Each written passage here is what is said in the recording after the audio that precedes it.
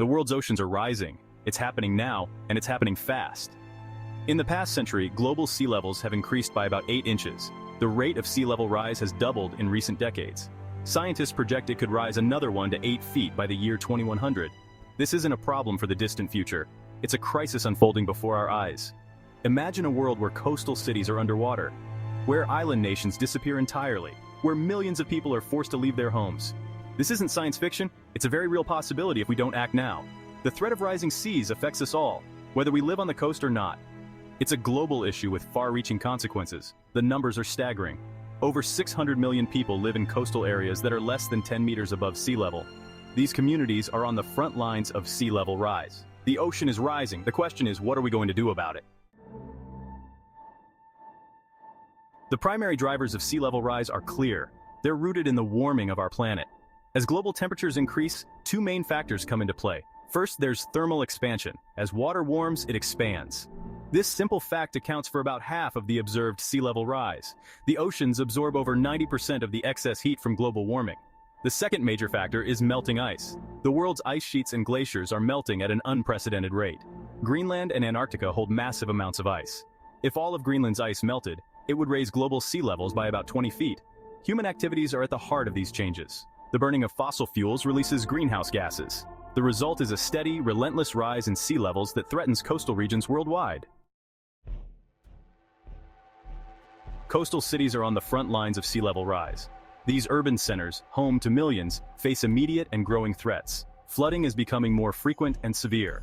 High tides now reach further inland than ever before. Storm surges, amplified by higher sea levels, cause more damage. Even on clear days, some cities experience sunny day flooding due to higher tides. Infrastructure is under constant stress. Seawalls and levees, once sufficient, are now overwhelmed. Roads flood more often, disrupting daily life and commerce. Saltwater intrusion threatens freshwater supplies. Underground systems like subways and sewers are increasingly vulnerable. In cities like Miami, billions of dollars are being spent to raise roads and improve drainage, but these are temporary fixes for a long-term problem. As sea levels continue to rise, the challenges for coastal cities will only intensify. Rising sea levels don't just affect human settlements. They have profound impacts on coastal ecosystems. These areas are some of the most productive and diverse on Earth. They include salt marshes, mangrove forests, and coral reefs. As sea levels rise, these ecosystems face existential threats. They must either adapt, migrate inland, or disappear. Salt marshes and mangroves are nature's flood defenses. They absorb storm surges and filter pollutants, but they're being squeezed between rising seas and human development. Coral reefs, already stressed by warming waters, face additional challenges. The loss of coral reefs would be catastrophic for marine biodiversity and coastal protection. These changes have cascading effects on both marine and terrestrial ecosystems, altering biodiversity patterns on a global scale. The plight of island nations brings the reality of sea level rise into sharp focus. These countries, often barely above sea level, are fighting for their very existence. The Republic of Kiribati, a nation of 33 coral atolls in the Pacific, is on the front lines. Most of its land is less than 2 meters above sea level.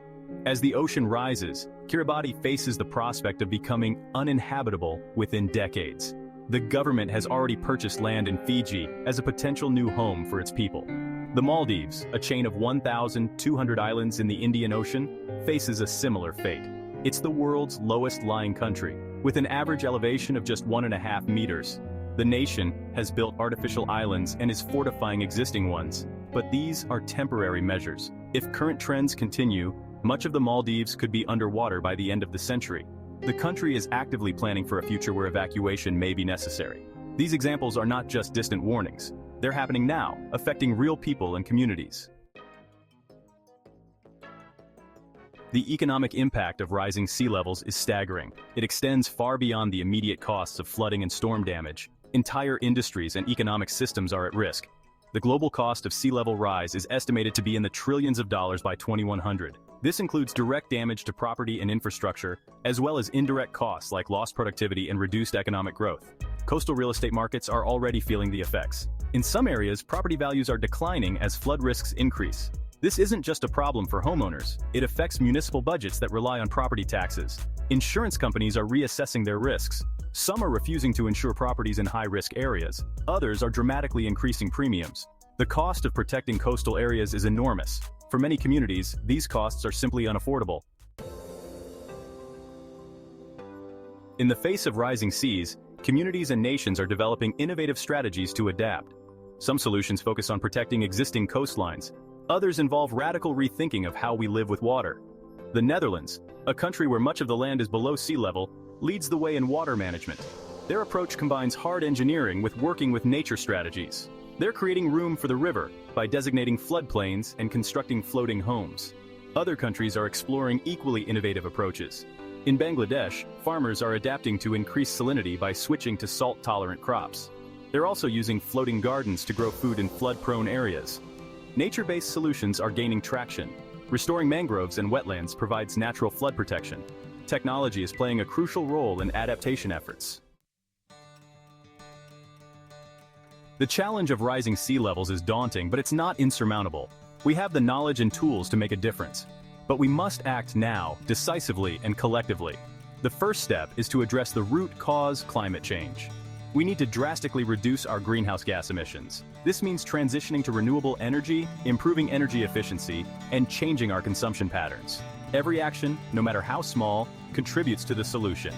Education and awareness are crucial. We need to understand the urgency of the situation. Schools, media, and community organizations all have a role to play in spreading awareness. We must demand action from our leaders, support policies that address climate change and sea level rise. The tide is rising, but so is our collective will to address this challenge. The time for action is now. Will you answer the call?